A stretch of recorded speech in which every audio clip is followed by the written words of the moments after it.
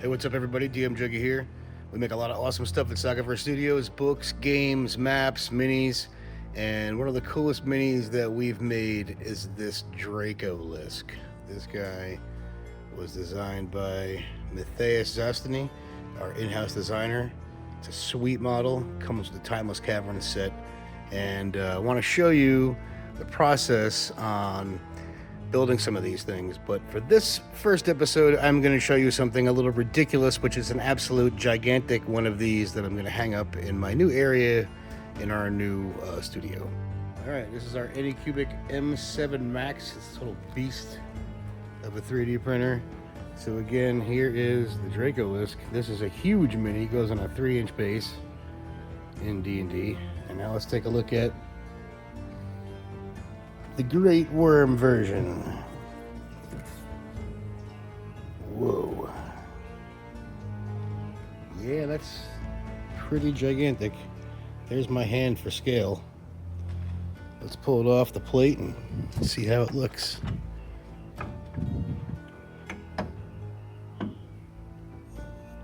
Oh boy. Oh, that's heavy. Oh, yeah, look at that, huh? This is it in its supports. It comes off of the plate. I like to use this hexagonal base pattern. It's good adhesion. Let's take it over to the table. All right, here it is on the table. I'm gonna take it off of the plate here in a sec. I put the little guy in there for scale so you can see the gigantic difference. Difference in color too, is the little guy is printed in the dark HD gray, and the giant one is printed in standard gray. So getting these off is pretty simple. Give yourself a nice trowel and make sure you go in flat.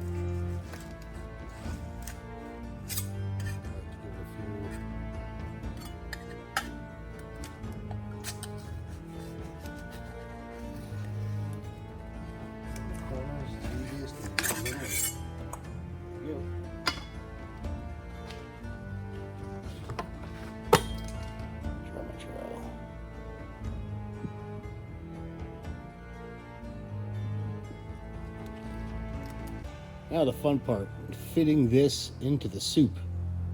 The soup is alcohol bath that these things take before they get cured. I call it the soup. This thing is absolutely massive. All right, next step.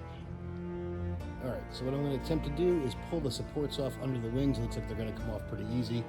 And I could break off those parts of the supports and then at least submerge the body in the juice or the soup. All right, let's see. So generally with these, I like to keep my points very small. Let's use a lot of them. Tends to work really good, and just give them a squeeze. Get a good satisfying crunch out of it. There we go.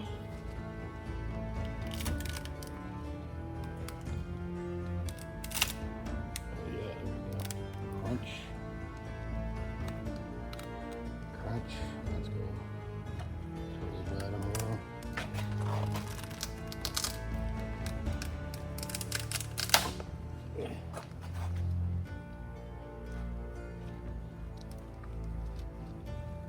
Careful when you do this, you don't break anything.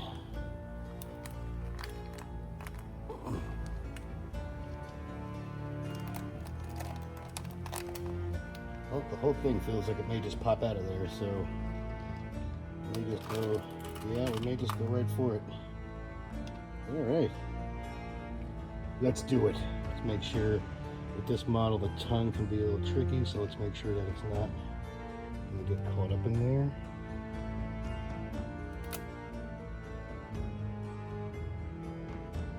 See there, you want to make sure that that not attached. That's the flimsiest part on this model. I've literally made this dozens of times, so once you get your supports down, it's pretty easy to repeat the process. And since we do these commercially, it pays to have a system to getting them done. There we go. Oh boy. Look at that.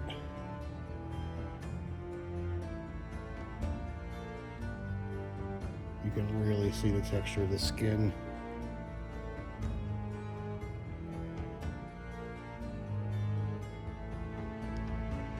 The face is so cool. The Dracolisk, if you're not familiar with this monster's lore, it is the offspring of a black dragon and a basilisk. So it can breathe acid, it can turn you to stone with its gaze, it can fly, it has 6 legs, 2 wings, and a real nasty disposition. This one's got a big old hole in his butt for the stand, but we're not going to use that for this model. We're going to suspend him directly for this from the ceiling. Alright, let's see if we can get into the suit. Alright, so while we're waiting for that, it's going to take a couple hours, but in the meantime, we can take a look at the supports here. You kind of see how I set them up. I make sure pretty much every part of the model has good support underneath it and that they're all chained together. There's no loosey-gooseys. So while this may use a little bit more resin, I feel like, you know, after printing out several 100,000 models, that it makes a big difference in the quality, and you don't waste nearly as much if you do it right the first time. So things you learn as you go here. Now I'm going to get this all set, squared away to print some more minis. I think next up I got a plate of some random low-level monsters I'm doing for my pal Kelly at the Gygax Society. He's doing some low-level stuff with the school, so we're going to make some prints for him on the house so he can get some more kids into D&D and make their first couple experiences as awesome as possible. So I'm wiping this down with alcohol, making sure I get all the residue off. You can see my plates have a little bit of use on them here, so gotta make sure you don't get any kind of residue or anything left. Alright, take it back over here to the M7 right next door. Still got a good resin, vat full of resin there. Slap the plate back on, tighten the screw real good. I like to give the resin vat a little, how's your father, before we printing it again. Mix it up a little bit. Sometimes when it sits for a little while, and this has been sitting overnight,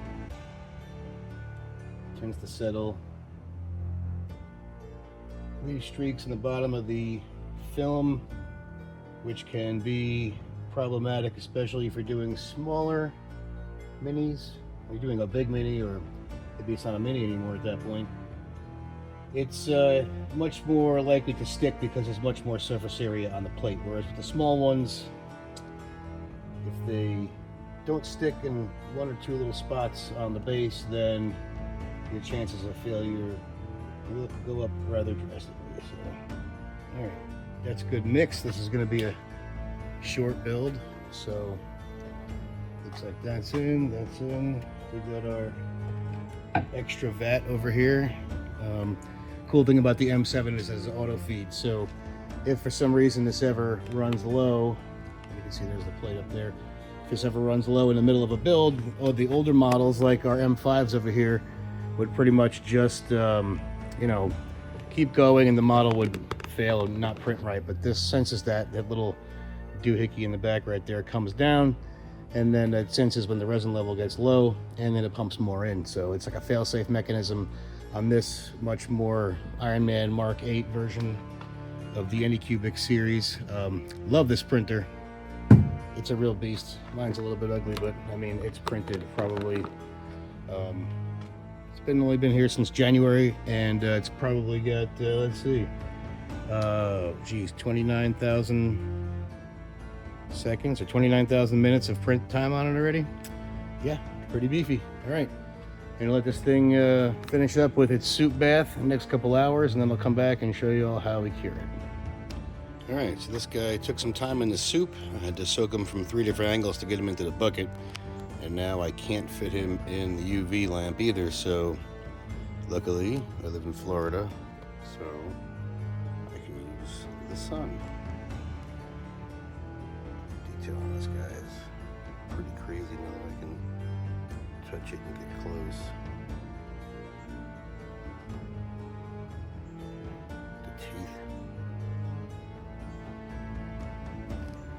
Still got do a little bit of support cleaning.